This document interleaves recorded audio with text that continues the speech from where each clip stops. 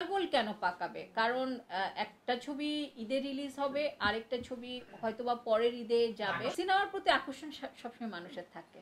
আমার কাছে মনে হয় যত পোস্টার দিবে তত আকর্ষণ থাকবে।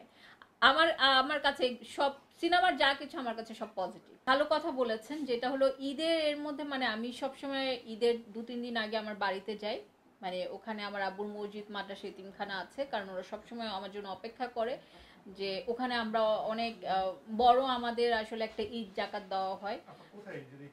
সেটা আমার গ্রামের বাড়ি বরুড়া জালগায়। আসলে গ্রামের আমি যাই, অলরেডি আমাকে জানতে চাচ্ছে, ওখানে আমি যাব। ওইটার জন্য যেটা হয় যে সব কাপড় লুঙ্গি আমি সব কিনে আমি রেডি। এখন আসলে এখানে সব রেডি করে যে কোনো দিন আমি হয়তো বা গ্রামে একদিন টান দিয়ে চলে যাব। আমার যদি বলে থাকেন যে আমার ঈদ শপিং, আসলে আমার গ্রামের জন্য যে জিনিসটা আমি করি সেটা আমার ঈদ শপিং, কারণ বাংলাদেশে আসলে আমার ওরকম কেউ থাকে না।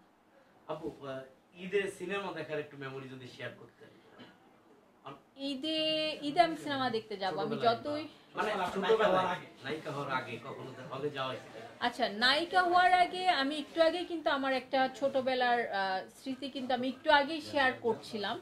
এখানে একজন স্বপ্না আম্বা নামে একজনকে আমি দেখায় বলছিলাম যে ওনার ছবি ওনারা যখন শুটিং করছিল 1991, তখন আমার আব্বু বান্দরবানের ডিসি।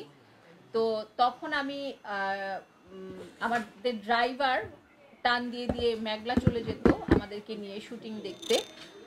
আর যে গার্লস স্কুলে আমরা পড়তাম, গার্লস স্কুলের সামনেই আসলে সিনেমা হল ছিল। আমি দিল সিনেমা দেখেছিলাম ঈদে, শাবনা জাপুর। তো ওইটাই আমার খুব মেমোরিতে আছে যে চাঁদনি যখন সিনেমা আমরা এক ঈদে গার্লস স্কুলের সামনে ছিল, গিয়ে সবাই মিলে সিনেমা দেখছি, এবং স্বপ্নের ঠিকানা। তারপরে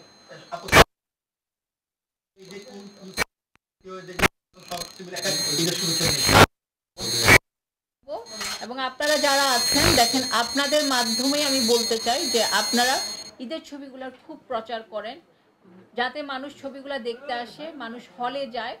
কারণ প্রত্যেকটা ছবি কিন্তু ভালো ছবি আসছে।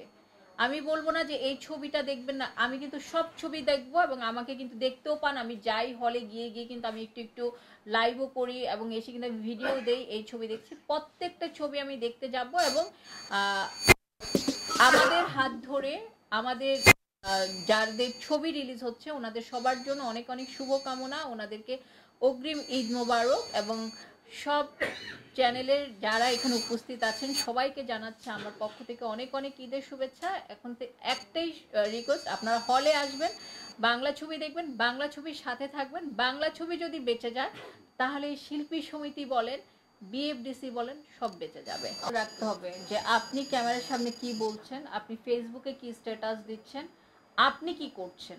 ওটা যদি আপনি নিজে নিজে ক্রিয়েট করেন তাহলে তো আমি ওই দায়ভারও নিতে পারবো না, আমি সেটা মানে সেই রেসপন্সিবিলিটি আমার না। কতটা সহনশীল হওয়া উচিত এই ক্ষেত্রে শিল্পীদের? এখন দেখেন, ফেসবুক আপনার, এমবি আপনার,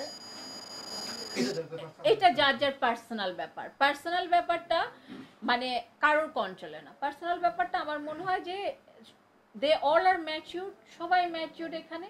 যে যেটা করছে উনি সেটা বুঝেই করছে, তো সেখানে আমার মনে হয় না এগুলা নিয়ে কথা বলাটা ঠিক।